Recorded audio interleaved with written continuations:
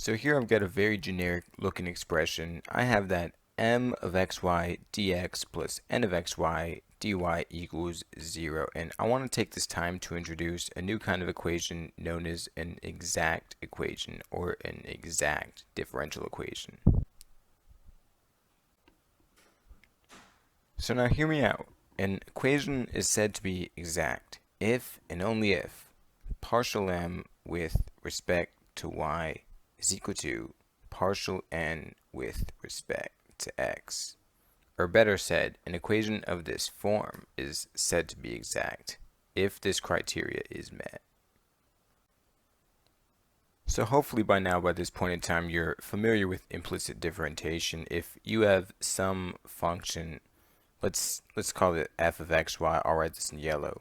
You have some function f of x, y, and it's equal to some constant, and let's suppose that you can't get y implicit or explicitly as a function of x, or you can't get x, or let's suppose on the contrary that you can't get x explicitly as a function of y.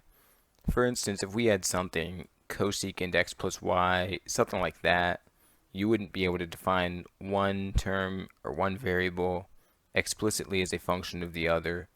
But if you wanted to take the derivative of one of these variables with respect to the other, if you wanted to see how does one variable change over a change in another variable, on the other hand, you could define one variable to be a function of the other. So you could take this and you could redefine it. You could define this to be, you could define y, for instance, to be a function of x, and all of this is equal to a constant, and then you could then take the derivative of all of this with respect to x. You could say that df dx equals, and this is where the notion of a total differential comes from, partial f with respect to x plus partial f with respect to y dy dx. And then the derivative of a constant is 0. And now, upon multiplying out the dx's, you would end up with partial f with respect to x dx plus partial f with respect to y dy equals 0. So these two terms that are boxed in yellow, these two terms look eerily similar, and as a matter of fact, they're basically the same thing. Actually, m of xy, I'll go back to green now, m of xy is equal to partial f with respect to x, and n of xy is partial f with respect to y.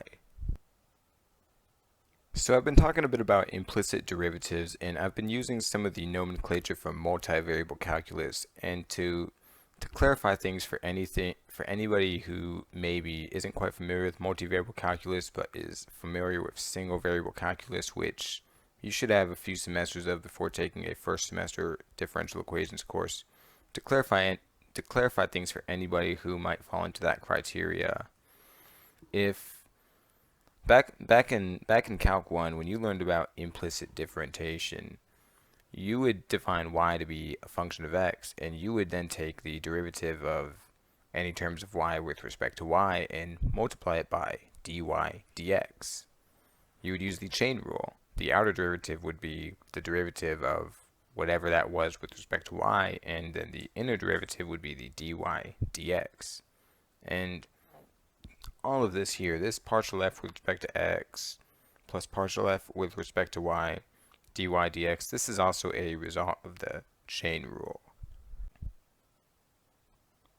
So now, talking more about partial derivatives and going more in depth with total differentials or implicit derivatives, we have an equation. Instead of saying m of xy dx, I'm just going to say partial f with respect to x dx plus partial f with respect to y dy is equal to 0. And earlier I said that if partial m with respect to y equals partial n with respect to x, if and only if that criteria is met, then an equation of this form would be exact. So now that we know that that m of xy is partial f with respect to x, and that n of xy is partial f with respect to y, and we know the criteria for exactness, let's break that down a little bit. So then, if the partial derivative with respect to y, and instead of writing m of xy, I'm just going to say partial f with respect to x is equal to the partial derivative with respect to x, and likewise, instead of saying n of xy, I'm going to say partial f with respect to y. Partial f with respect to y.